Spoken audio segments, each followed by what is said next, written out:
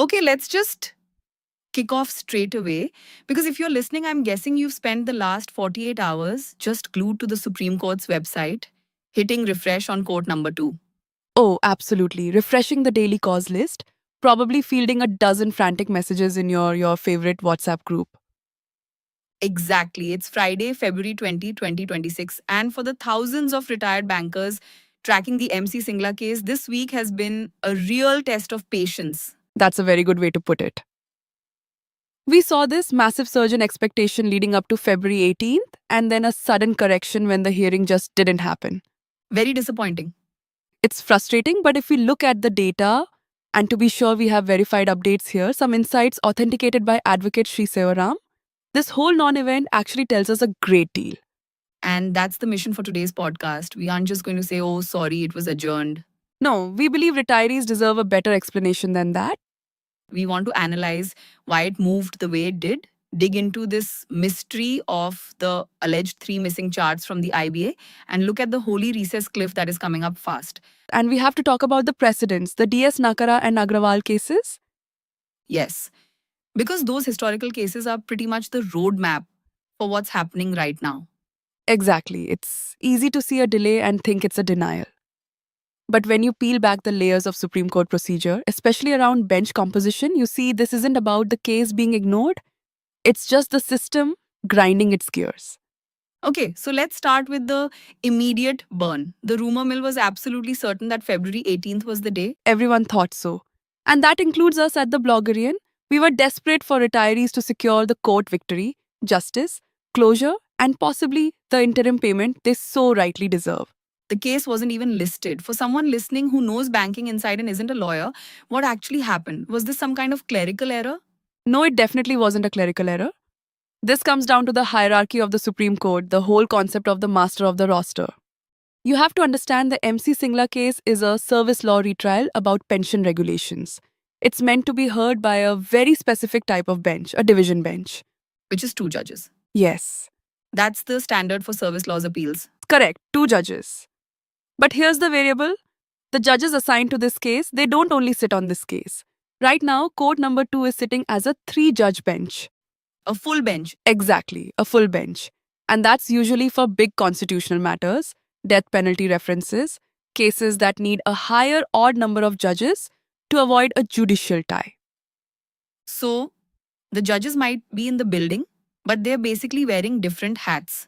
Precisely. You can't fit a 2 judge civil appeal into a 3 judge constitutional slot. Procedurally, the registry just can't list it. It's a mismatch. It's a jurisdictional square peg in a round hole. It's not that they looked at the MC Singla file and pushed it away. It's that the room, so to speak, was booked for a totally different kind of meeting. Okay, I get the logic. You can't process a retail loan at the Forex desk. That's a perfect analogy. And we have confirmation of this. The note we saw from Advocate Sri Sevaram on the 18th was terse but clear. Sir, not today. Tomorrow position will be known by 8 o'clock p.m. It's a day-to-day thing. Which brings us to yesterday, the 19th, and it also wasn't listed. So we are staring at a blank calendar for the rest of the week, and this is where the anxiety for retirees really kicks in. If we've missed this window, where do we go from here? The concern is real, but it's what I'd call a calendar crunch. Since we missed the 18th and 19th, the registry will probably try to list it next week. The tentative dates floating around are February 25th or 26th. Next Wednesday or Thursday. Okay, so a 1 week delay in a legal battle that's gone on for years, that doesn't sound like a total catastrophe. In isolation, no. But you have to factor in the advocate availability risk. What do you mean? Even if it gets listed for the 25th, there's a chance, a non zero probability, that it won't be taken up because one of the senior advocates might be busy in another court. Listeners will recall we had a similar situation in December 2025. A scheduling conflict. Yep. But there's a bigger, harder stop coming up, isn't there? The Holi vacation. That is the hard stop. The Supreme Court is closed for the holy recess from February 28th to March 8th. That's a 10-day blackout, no regular hearings. So, let's run this scenario. If we don't get a hearing on the 25th or 26th and the court shuts down on the 28th, Then the whole thing gets pushed back to the other side of the recess. Then we'd be looking at March 11th or 12th as the earliest it could come up again. that pushes the timeline back by almost a month from what everyone was hoping for. For a pensioner, a month is a long time. It's not just about patience, it's about, liquidity and frankly, mortality. And that's why the focus on next week's list is going to be so intense. But I think we should shift from the calendar to the content because the date is uncertain, but the reason for the friction here is getting clearer. It's allegedly about data, the three charts. Yes, this is the part that really caught my eye. It sounds like a forensic audit where one side is allegedly refusing to hand over the books. Yes, The IBA has allegedly not submitted these three specific charts the court asked for. this is, in my opinion, the strategic pivot of the whole case right now. The court didn't ask for these charts for some light reading. They need to quantify the impact of a potential judgment. They need to know the financial liability. Right. If you're going to order banks to update pensions, you need to know if the bill is going to be 5,000 crores or 50,000 crores. Exactly. Now let's think about the game theory here. The IBA have that data. If they haven't submitted the charts, allegedly you have to ask why. In litigation, big missing data is rarely an accident. It's a calculation. Okay, so let's play devil's advocate. If the data proved that pension updation was just impossibly expensive, wouldn't they rush to submit it? Wouldn't they be saying, look, your honors, we can't pay this, here's the proof? You'd think so. If their numbers truly proved financial non viability, that spreadsheet would already be on the judge's desk. Its delay invites an adverse inference that the data may actually show the pension fund can support updation, or at least that the cost isn't as dire as they claimed. That's a huge insight. The silence might be the loudest argument for the pensioners. But what would these charts actually show? We hear this term notional pay fixation. What does that look like on a spreadsheet? Think of it like a time machine for your salary. Let's say you retired in 2005 as a general manager. Your pension was fixed based on a GM salary in 2005. Today, a GM retires with a much higher basic pay and so a much higher pension. The classic anomaly. Same job, same service, totally different payout. Right.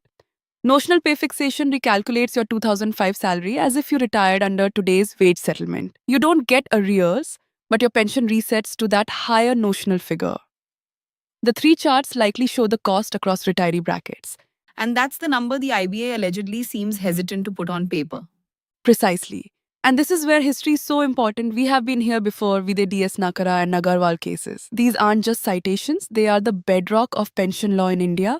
I'm glad you brought those up. We always hear Nakara thrown around. It's a violation of Nakara.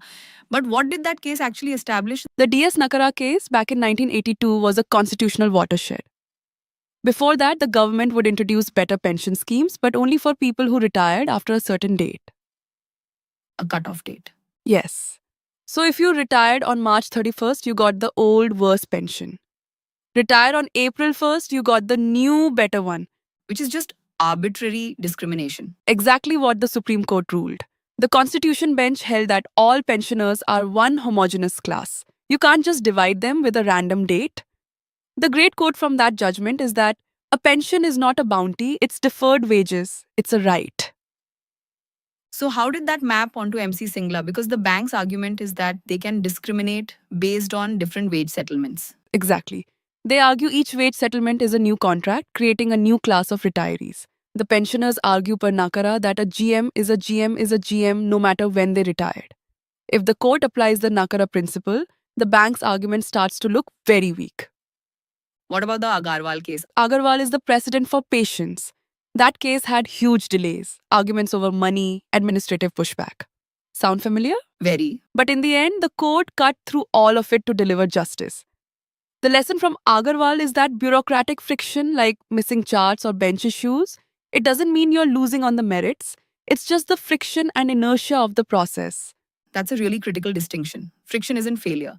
Which brings us to the positive outlook section of our analysis. It feels counterintuitive to tell someone whose hearing just got cancelled that there's a positive angle. It does. But the core argument is wait does not mean no. In fact, the high stakes of MC Singla case equals high attention. Meaning, If this was a trivial case with no merit, it would have been dismissed ages ago. Or if the banks had an airtight defense, the judgment would have been swift. instead, we've got rumors of lobbying, this intense focus on bench composition, this whole fight allegedly over data. Correct. The very fact that everyone is maneuvering so carefully tells you how consequential the outcome is. You don't allegedly lobby against a case you're sure you'll win. You don't allegedly delay charts if the data is on your side. The complexity is a signal of the case's weight. It's the difference between a small claims court and a corporate merger. The paperwork tells you how much money is on the table. Exactly. And we have to remember the case's current status. It is marked as part heard. Explain that tag. To me, it just sounds like we started talking. Does it have real legal weight? It has significant weight. When a matter is part heard, it means those specific judges on that bench have already applied their minds to it. They're seized of the matter. It's much harder to just toss the file to a new bench. It means we are in the advanced stages. A fitting metaphor is a limited overs, one day international. The second side is now at the crease with 48 out of 50 overs already bowled and 120 runs behind. The last batsmen are putting on a valiant battle, but the math is against them. Consequently, our advice to retirees is to resist the temptation to fall victim to the rumor mills on social media. Because without official news, WhatsApp, Facebook, etc., just becomes a factory for conspiracy theories such as judges are compromised, the files are lost, etc. It's a natural human reaction to uncertainty, but the advice is crucial. Do not rely on unverified rumors. The only source of truth is the official Supreme Court of India website. If it's not on the list, it's not happening. To be sure, waiting and waiting is the only consolation. It sounds bleak, but in a way, it's also freeing. It means there's nothing an individual can do to force the hand of the court. Correct. Checking your phone every 5 minutes doesn't speed up the process. The strength of the retirees community is its unity and resilience. The Nakara case wasn't won overnight. MC Singla is following that same historical trajectory. Okay, so let's synthesize this. The summary for the listener who has to explain this to their spouse. Here it is. No hearing this week because of a court roster mismatch, 3 judges instead of 2. We're now aiming for February 25th or 26th. If we miss that, we hit the holy recess, which pushes us to mid-March. And behind all that, the alleged silent war over the 3 charts rages on. That is the key variable. Watch the charts. If the IBA submits them, things could move very, very fast. If they keep withholding them, the court might be forced to draw that adverse inference we talked about. I want to leave our listeners with one final thought to chew on. We've talked about these allegedly missing charts as a problem and obstacle, but let's flip it. Go for it. Is it possible this alleged delay in submitting the charts isn't just incompetence? Could it be a strategic delay specifically designed to push the hearing past the holy recess? If you can buy another month, you delay the payout for another month. I'm listening. In the banking world, holding on to that much capital for an extra 30 days, well, that's a lot of interest income. That is a cynical